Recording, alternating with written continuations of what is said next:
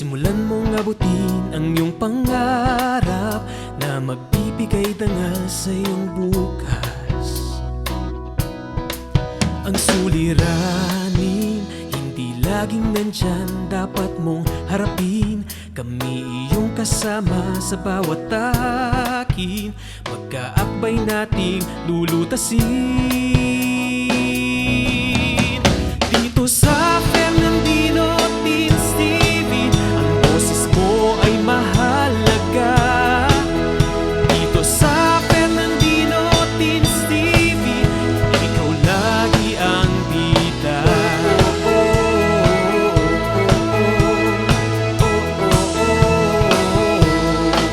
Ang mga aral ay gininto ang atin ng bawat guro na siyang gagabay sa iyong pagkamulat. Naway umukit ito sa iyong isipan, maging mapanuri, sundin ng wasto at nararapat. Kagandahang asal ang ipakita, ipadama ang pusong may malasakit. Dito sa Fernandino Teens TV, ang boses mo ay mahalaga. Dito sa Fernandino Teens TV, ikaw lagi ang bida. Sakali mang tayo'y subukin ng unos, ating haharapin ng walang takot. Sasamahan ka ni Fernan at Dino, ang bagong barkada mo. Dito sa Fernandino Teens TV, boses mo ay mahalaga. Dito sa Fernandino Teens TV, edukasyon mo'y sigurado na. Dito sa Fernandino Teens TV, boses mo ay mahalaga. Dito sa Fernandino Teens TV, edukasyon mo'y sigurado na.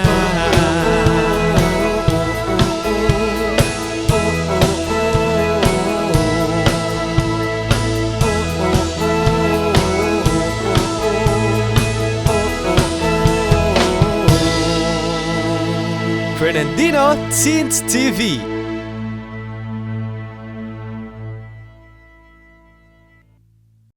Guys, ngayong panahon ng community quarantine, ano-anong mga gawain ang natutunan niyo sa tahanan? Ako, certified plantita na. Nawiwili na talaga ako sa pagtatanim sa aming bakuran. Wow, galing ah! Ako naman, ang pinagkakaabalan ko sa bahay, ang pag-aaral ng chords ng ukulele. Music is life talaga. Ayos ah. Ako, puro photo at video editing muna. Pero parang gusto ko yung gawain, nakikita din ako. Di ba ang daming nauuso ngayong online business? Alam nyo, naisip ko nga eh. Parang gusto ko matuto ng baking para makabenta ako ng cookies, brownies, ube cheese desal at cake. Nakakagutom naman yung mga sinasabi mong yan, Fer. Ano-ano kaya ang mga kailangang gamit para sa baking? Mabuti pa, tumutok tayo sa Fernandino Teens TV. Ang teacher-lecturer natin ngayong araw ay magbabahagi ng kanyang kaalaman sa iba't ibang kagamitan sa baking. Oh, exciting naman yan ah. Come on guys! G!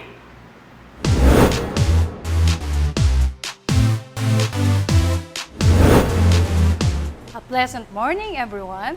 It is a brand new day again to learn something fun and exciting. Allow me to introduce myself. I am Ma'am Au, your TLA teacher today. Welcome to Fernandino Teens TV. Who among you love to bake or help their mother in kitchen works? That is great. Today's lesson will surely help you a lot the time you want to help your mother to bake, or even by the time you find the initiative to bake on your own. Of course, even before learning how to bake different bake products, it is a must that you know and you are familiar with the different tools that you will need in the kitchen when you cook or bake. I hope you are all excited on today's fun-filled learning as I share with you some concepts about kitchen tools and their uses. Let us not prolong the agony of waiting.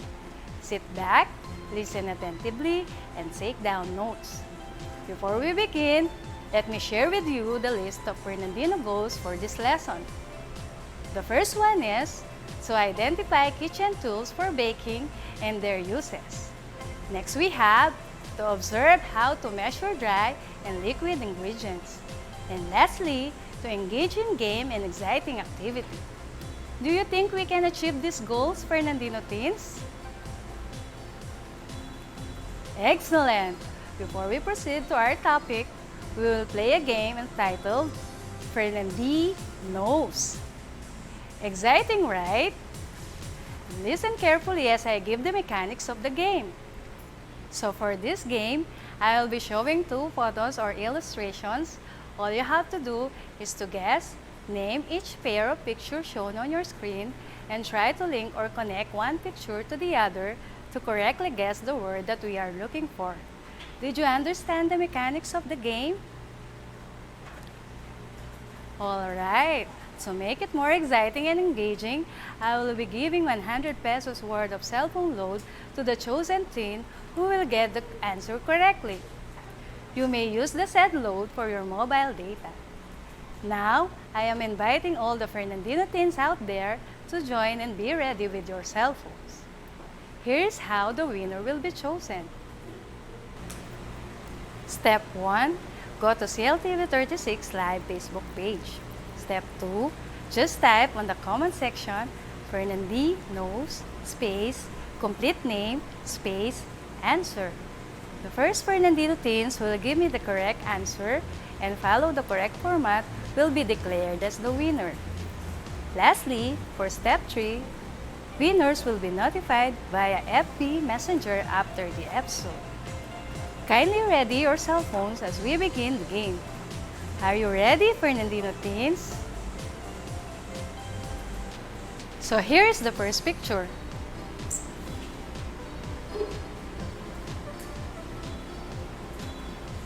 Amazing! It is a measuring cup. Next we have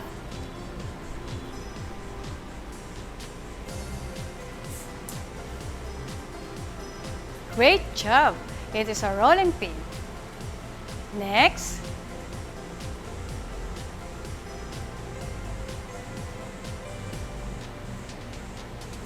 excellent!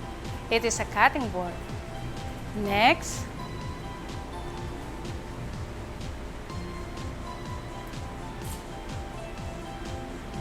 you got it right. It is a mixing bowl.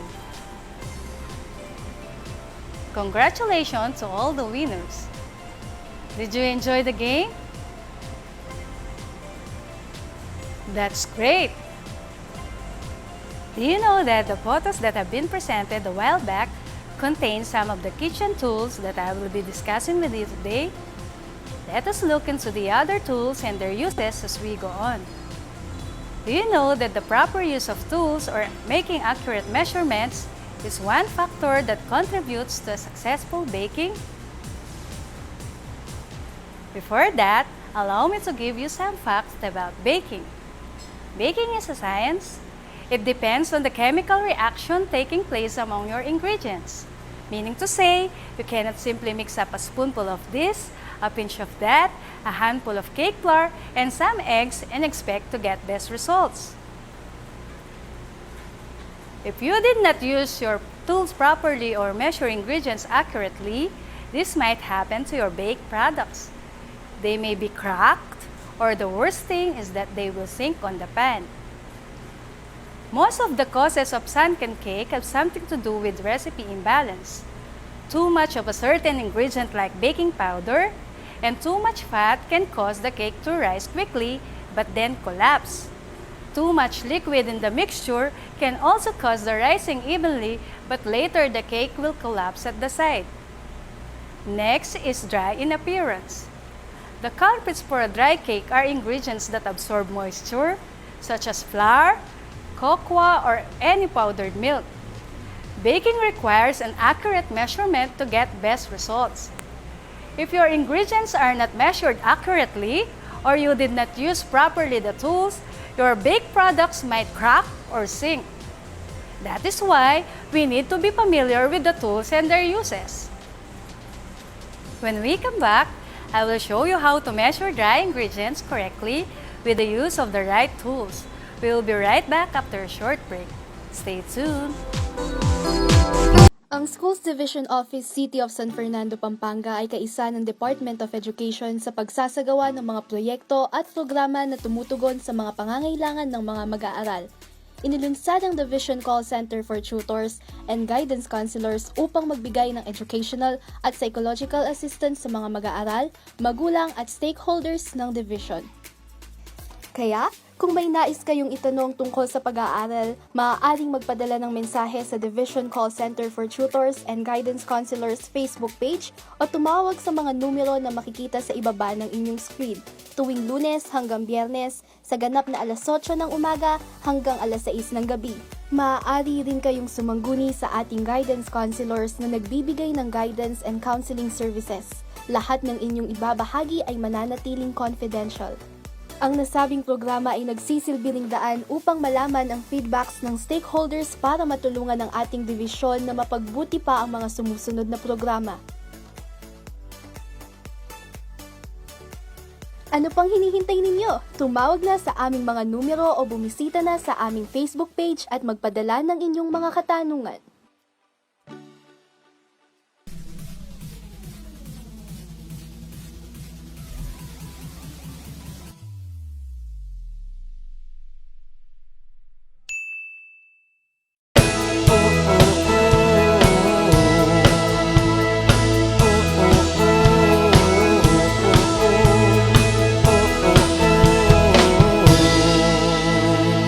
Fernandino Teens TV.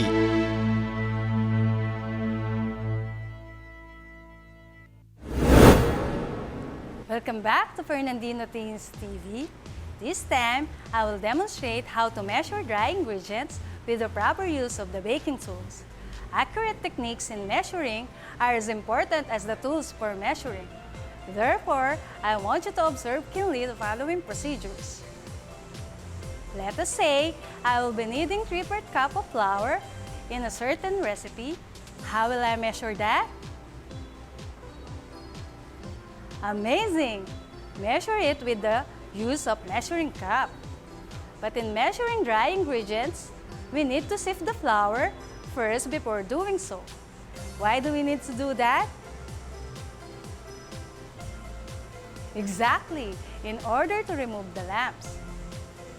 Our first step in measuring flour is to sift the flour. But let us see which among these tools will be used. Can you point it out on the screen? Great job! Wire strainer is used to sift dry ingredients like flour, chocolate powder, milk, and sugar.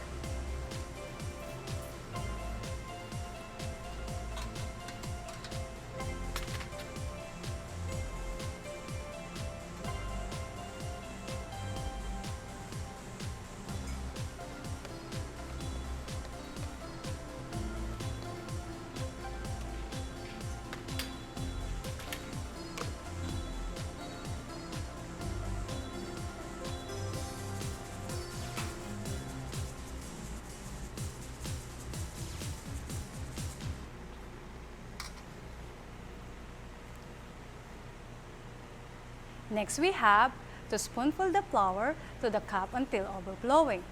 Which do you think among the tools must be used?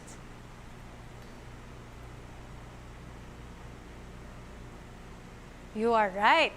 Measuring cups are used to measure solid or dry ingredients such as flour, sugar, butter, perico, or lard. They are commonly made up of aluminum, stainless, or plastic material.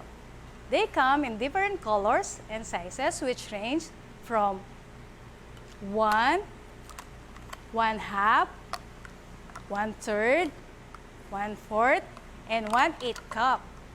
Since we do not have a ready-made available of 3/4 cup, how could we measure a 3/4 cup of flour? Great job! We will combine 1/2 cup and 1/4 cup to make a 3/4 cup. Or simply, we can use 1/4 3 times. 1/4 cup plus 1/4 cup plus 1/4 cup is equal to 3/4 cup. In order to have accurate measurement, do not pack down the measuring cup like this.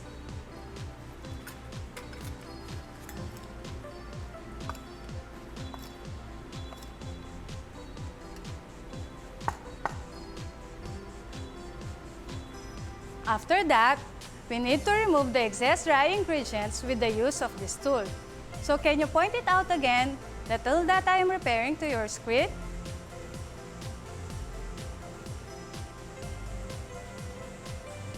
Excellent! So that is the spatula. Aside from leveling the excess flour, a spatula is also used in flattening the icing of the cake. But if you do not have this one at home, you could use the back of the knife or the handle of the spoon or fork with a straight edge. Take note, do not shake the measuring cup to level off the excess flour. We should use a spatula, the back edge of the knife, or the handle of the spoon with a straight edge in doing so to have exact measurement.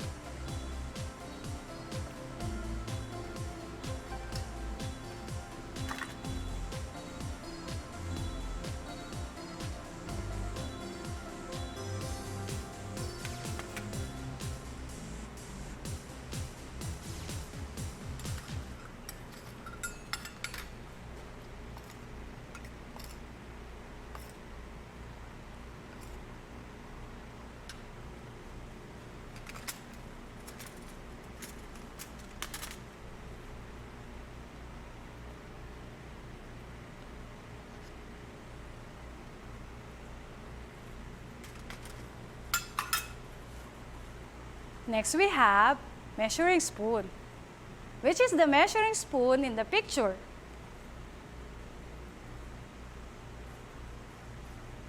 Great job!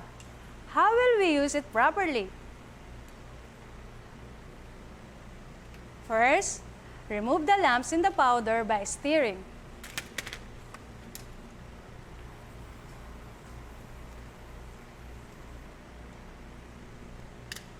And then, dip the measuring spoon into the powder.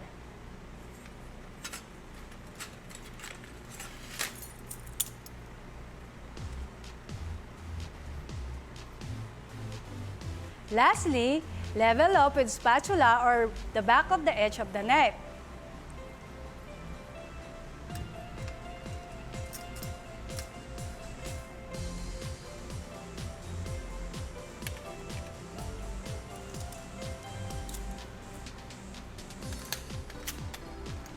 Measuring spoon is used to measure ingredients in small quantity, whether it is liquid or dry ingredients.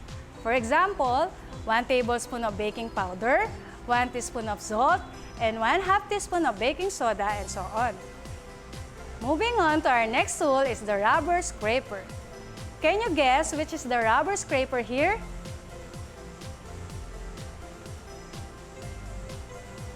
Very good! Rubber scraper is intended in scraping leftover foods in a bowl. Another tool is rolling pin. Can you look for the rolling pin on the screen? Amazing! Rolling pin is used in flattening, folding, and stretching the dough. What could be the possible substitute for a rolling pin if you do not have one at home? Yes, you can use a long neck bottle in its place. After preparing and measuring all the ingredients, you must have a tool wherein you can put and combine the ingredients. Which do you think will best match the description I have mentioned?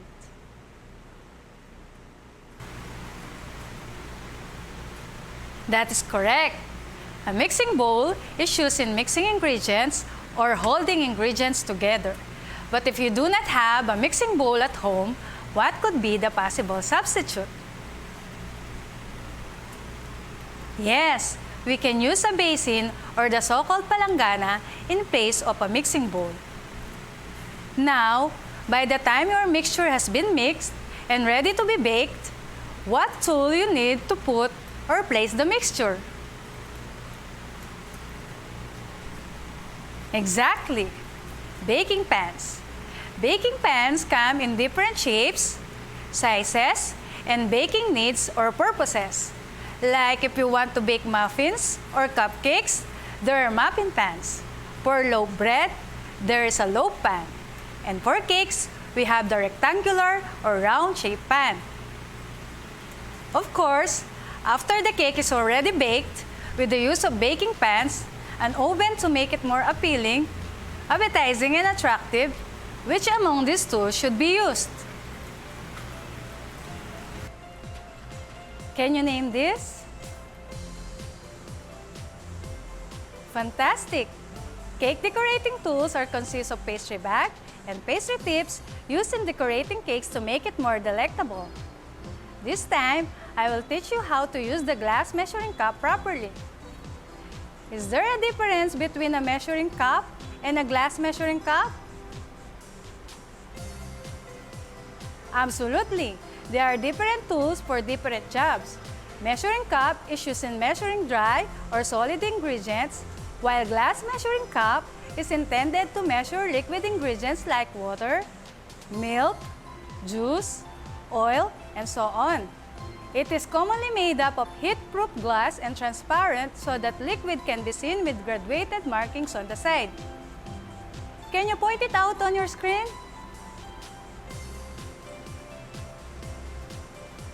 Perfect!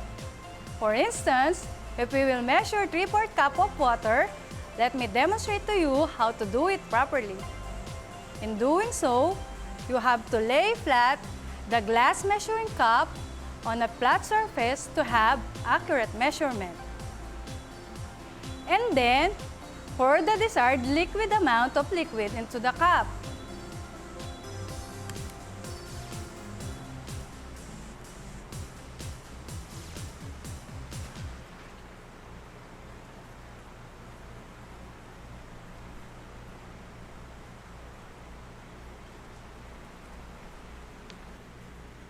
Lastly, lean over and view the liquid at eye level to make sure it is the proper amount.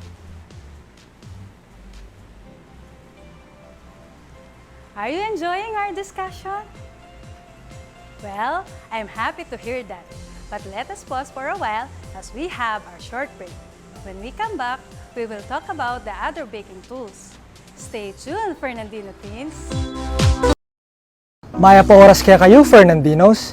Ako pala ay Elwin Arl Serrano ng City Tourism Office ng Siyudad San Fernando. Ngayong bulan na ini, pagmasusyantaya ang National Heritage Month, nating temang Victory and Humanity, Upholding Filipino Heritage and Identity. Kambena nini, metong karang aktibidades na ng siyudad, apin ng launching ng bayong Heritage Passport. Yung Heritage Passport, apin ng metong karing proyekto ng kaya katamong siyudad, yung pamanamuna ng Mayor Edwin D. Santiago. Anong nuka rin makalagelangan ding egan-agan ng heritage sites, heritage structures, na akit tamo kin kay katamong heritage district. Makakayado din kini, ding importansya da ding mapil na tradisyon kay ni syudad, kalupa na ning pamangawang parol, ang po yung pamangalesa. May awo siyang heritage passport, uling atin kang dapat gawan, anong nukaran puntalan mo la ding at yung passport, at saka ka mag-selfie, kay ba't kanta palto making tourism office, at mamielang sticker ka rin egan-agan ang apuntulan mong lugar. At timaw may ngari ang tutong passport.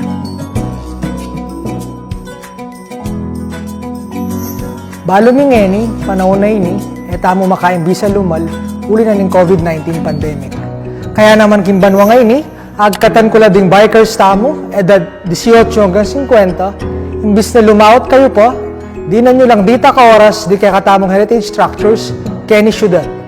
Anya naman karing mumunang 50 bikers ang makayari kaya katamong heritage passport, midinan lang premyong only San Fernando loot bag.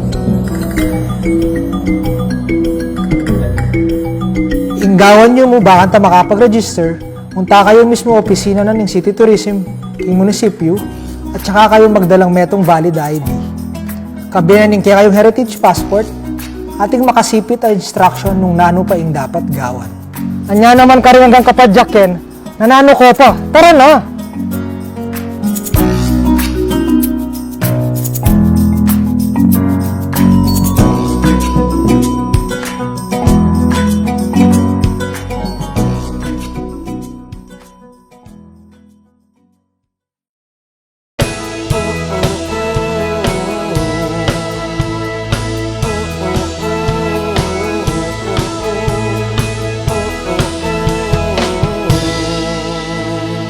Fernandino Teens TV.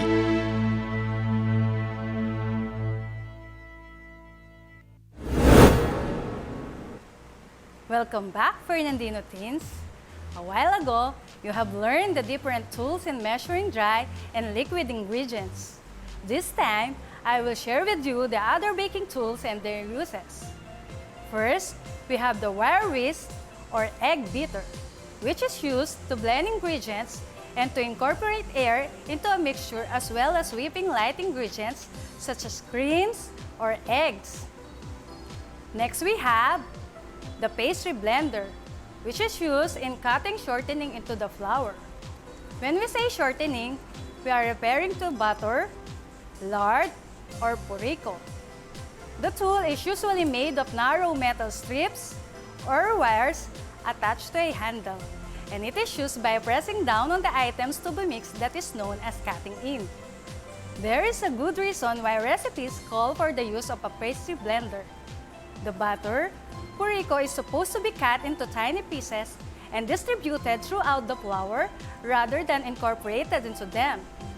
If you cut the butter properly, you will end up with a crumbly texture and the result will be flaky baked goods. If you do not have pastry blender at home, you may use 2 knives or fork. The next is cutting or chopping board, which is used as protective surface in cutting meats and vegetables. It is very significant to have at least 2 chopping boards at home to avoid cross-contamination. One for fruits and vegetables, and the other is for meat, fish, and poultry. Then, we have chef's knives. It is often used for cutting jobs such as chop, dice, or minced food. Aside from that, chef's knife is a tool used in food preparation. The chef knife was originally designed primarily to slice and disjoint large cut of beef. Today, it is primarily general utility knife for the most Western tool. Kitchen shears are used in cutting delicate cakes or rolls, and they are practical for opening food packages or simply for removing labels or tags from food items. These are tools specifically made for food preparation that are more versatile than a standard pair of cutting scissors. These utensils are made with a plastic or rubber-coated handle which are open textured, allowing for ease of cutting and gripping. How about wooden mixing spoon? Exactly! It is used for mixing, creaming, and stirring foods. Wooden mixing spoon is used to avoid chemical reaction, especially if you are using an aluminum casserole. Aside from that, wooden mixing spoons are generally prepared for cooking because they do not transfer heat as much as metal spoons. They are a very good conductor of heat. Let us continue with our next tool, the can opener.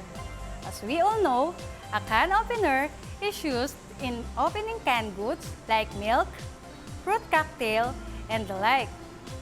And the last one is grater, which is used to grate, shred, slice, and separate foods like cheese, carrots, and the like.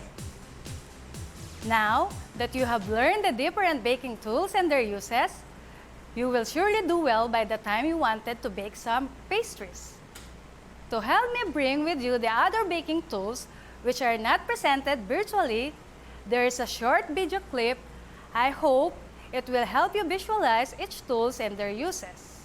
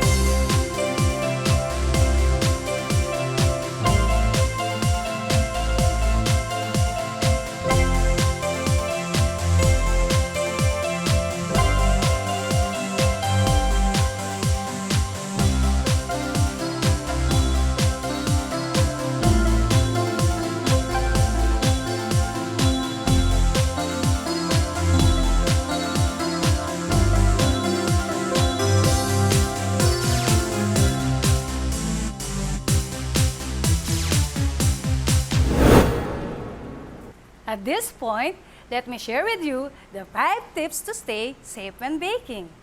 First, never eat raw cookie dough. In this time of pandemic, you're probably spending more time in the kitchen these days, baking up those delicious quarantine cookies. This quarantine season, be sure to follow our baking safety tips to keep you and your loved ones' tummies truly happy and healthy. Second, wash your hands after handling eggs. When handling meat products of any kind, it is important to prevent cross-contamination.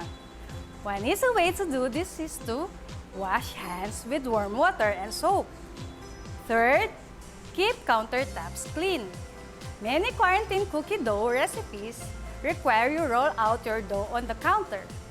Use sanitizing spray rinse for cleaning counters. Mix 1 teaspoon bleach to 1 quart water to keep your baking workspace safe and clean. Fourth, don't let perishable ingredients sit on the counter for too long. Anything that comes from the fridge needs to stay in the fridge for as long as possible. So, resist the urge to keep eggs, milk, and other perishable items on the counter. When baking, keep them cool in the fridge instead. And lastly, wash your utensils and baking sheets as well. Again, this is all about preventing cross-contamination. So wash your utensils, baking sheets, and bowls as well after every single use. Happy healthy baking! Happy healthy eating! I hope that you will apply the safety tips when baking. Meanwhile, let us have a short break, after which we're going to play a game with exciting prizes. Stay tuned!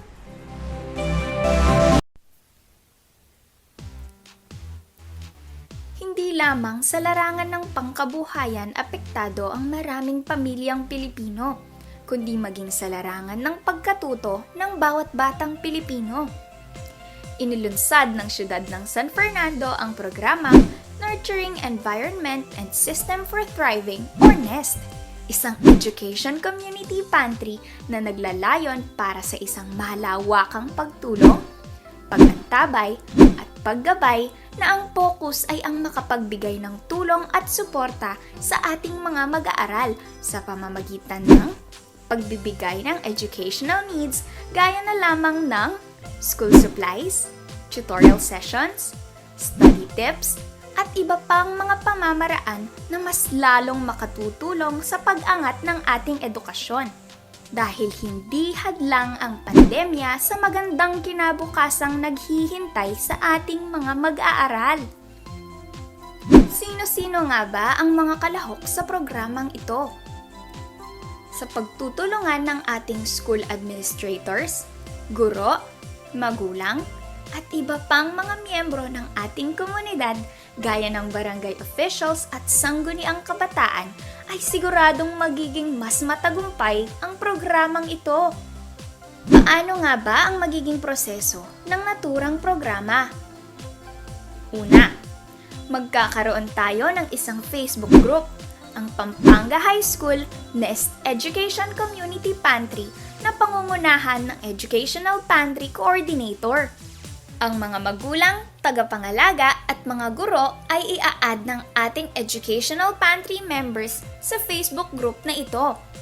Sa page na ito maaaring i-post ng mga magulang at tagapangalaga o sino mang miyembro ng Educational Pantry ang kanilang mga kahilingan o requests. Kailangan ding ilagay ang pangalan ng mag-aaral, grade at section para sa mas agarang aksyon. Oo nga pala, hindi lang requests ang pwedeng i-post. Pwede ring mag-post ang mga nais magbigay ng tulong o mga gustong mag-donate. Sabi nga nila, sharing is caring. Tandaan na ang Facebook group na ito ay pribado at posts na may kaugnayan lamang sa page na ito ang maaaprobahan. Mayroon din palang Google Form na ipamamahagi kung saan maaari nating isumite ang ating requests o kahilingan. Paano naman ang mga walang internet access sa bahay?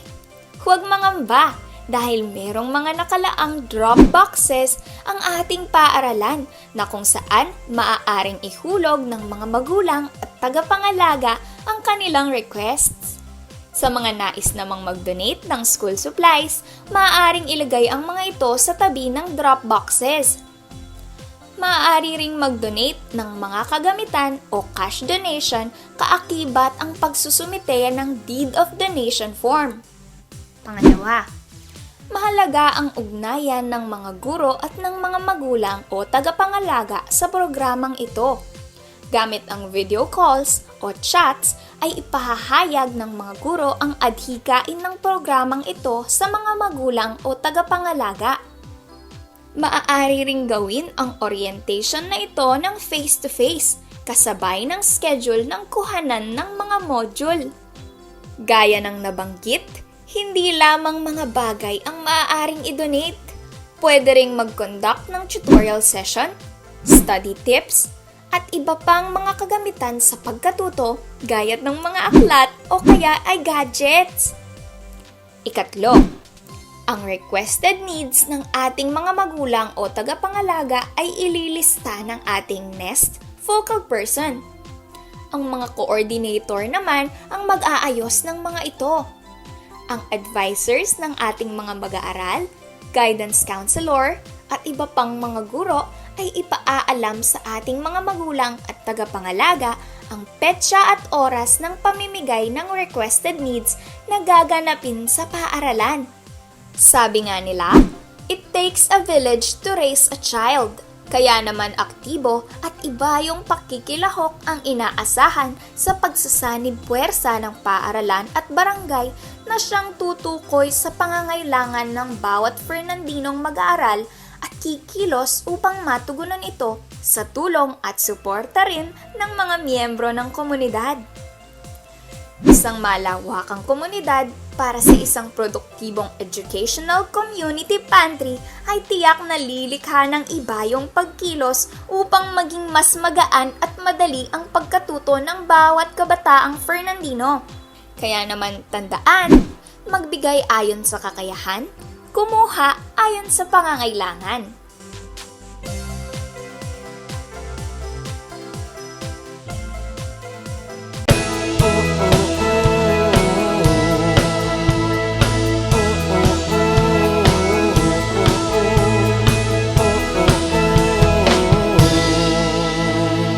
Fernandino Teens TV.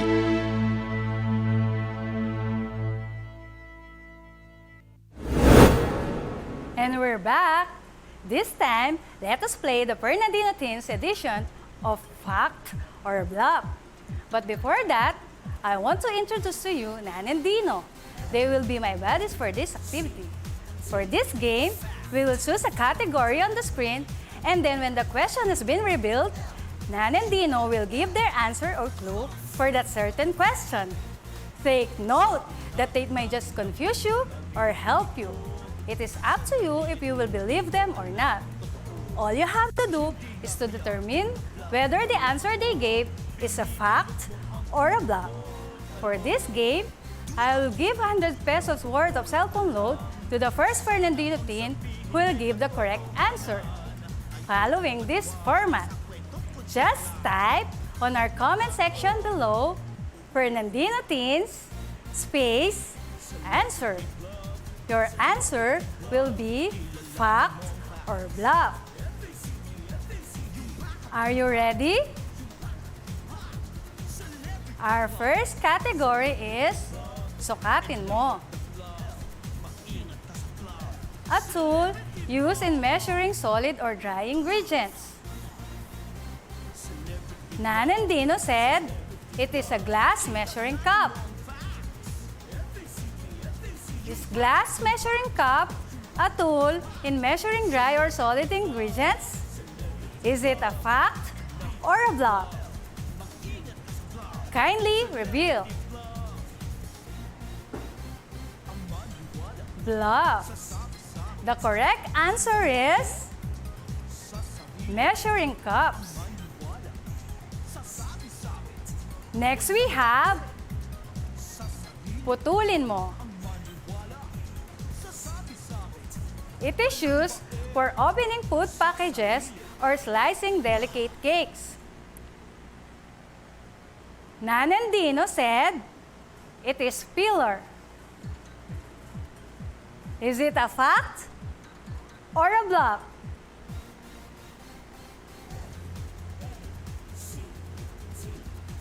Please reveal. Bluff. Because the correct answer is kitchen shears. Then, we have buksan mo. It is used to open canned goods. Nanandino said, it is a can opener. Is it a fact or a bluff? Please reveal. The correct answer is fact.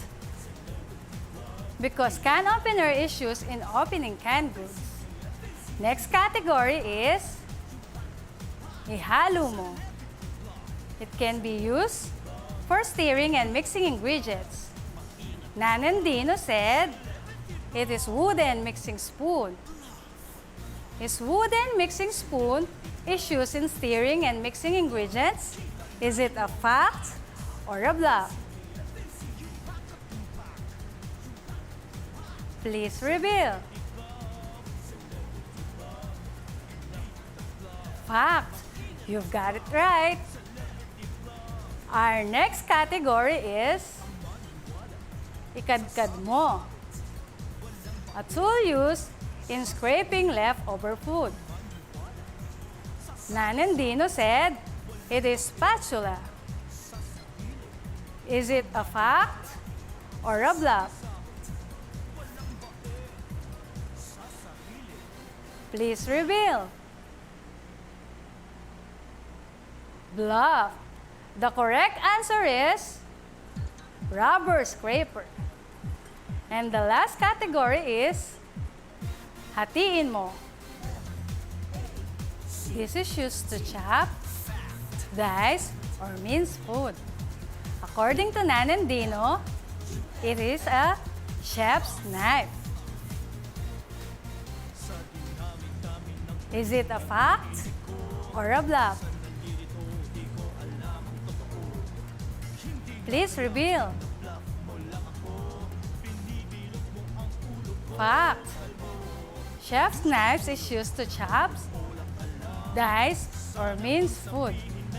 For our next round, for each question or category, you will choose or determine at least 2 correct answers from the given choices. This time, just type Fernandino Teens space answer. Our first category is tea. These are measuring tools. Let us see which among these tools are measuring tools. Mixing bowl, spatula, glass measuring cup, measuring cups. These are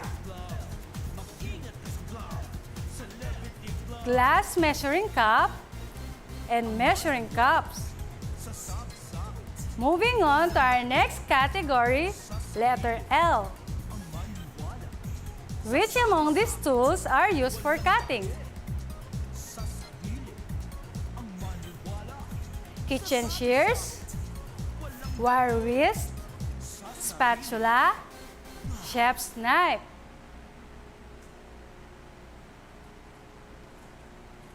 Correct! Kitchen shears and chef's knife. And for our last category, tools used in combining and mixing the ingredients. Mixing bowl, spatula, mixing spoon, chef's knife.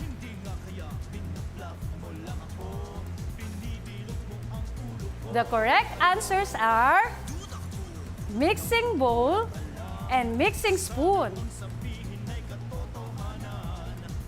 Thank you for participating. Accurate measurement is one factor that contributes to successful baking. That is why the proper use of tools should be considered to get best results and so as to make our work easier. I hope that you enjoyed and learned a lot from our discussion. Here are the list of references used for this webinar.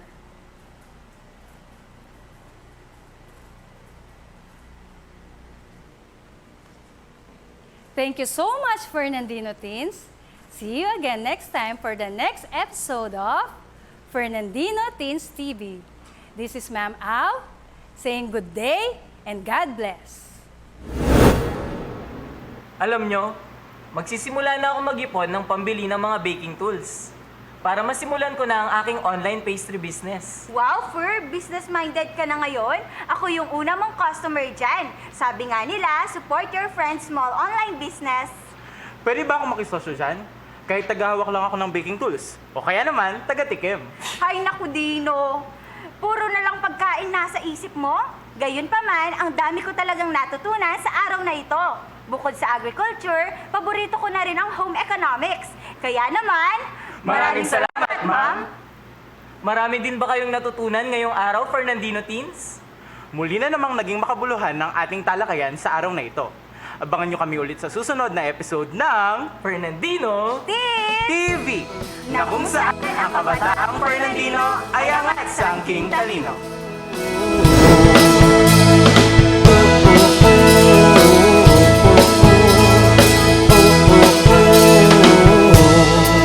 Bagong umaga, yakapin mo ang bagong pag-asa. Simulan mong abutin ang iyong pangarap na magbibigay dangal sa iyong bukas. Ang suliranin, hindi laging nandyan, dapat mong harapin. Kami iyong kasama sa bawat takin, magkaakbay nating lulutasin. Dito sa Fernandino Teens TV, ang boses mo ay mahalaga. Dito sa Fernandino Teens TV, ikaw lagi ang bida.